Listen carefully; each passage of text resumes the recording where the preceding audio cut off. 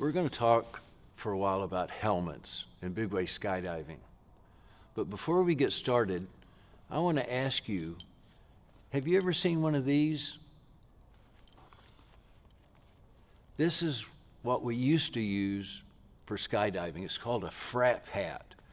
And it's just a little cap made out of leather. You'd have to have a pair of goggles to wear with it.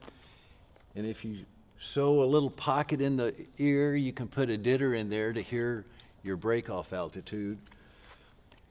In Thailand, a helmet is called muakanok, helmet or a hat to protect against knock, muakanok.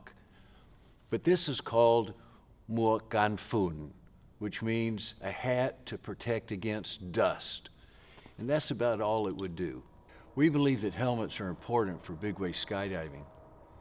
B.J. Worth decided that he wanted all of his world team skydivers to wear a similar helmet in 2006. We had been jumping C-130 aircraft with the Royal Thai Air Force, but we had some serious injuries because of the violent exit. We were flying at 24,000 feet in formation, and it was important that the airplanes keep their airspeed up, and the jumpers were being injured. And so BJ contracted to have everybody a world team helmet, and they were all the same color. And so you can just imagine almost 400 skydivers in either red, white, or blue jumpsuits, all with the same helmet.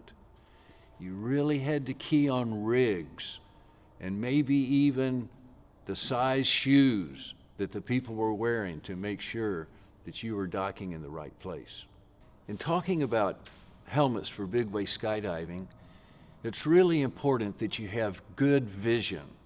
You've got to be able to see out of your periphery just as well as you can see in front. Some helmets have a limited field of view, so make sure your helmet allows you to see a full 360 degrees around your face.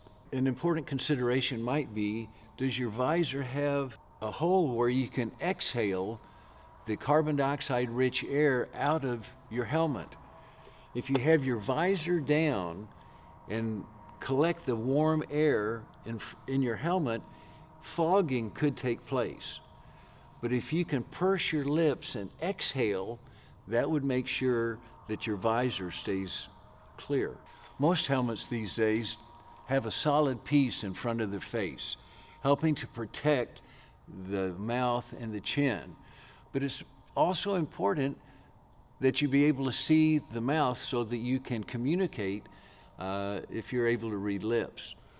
But one thing that's nice these days is that helmets are made with a visor that can open and close reliably. It used to be helmets were very difficult to get the visor open, and you never were really sure if the visor was going to close. The KISS helmet, the Cookie helmet, and other helmets have proven to be really reliable in terms of locking down their visor. So if you're looking for a helmet, these are things you might consider. Does the visor work reliably? Do you have a place where you can exhale through the visor? Do you have a full vision?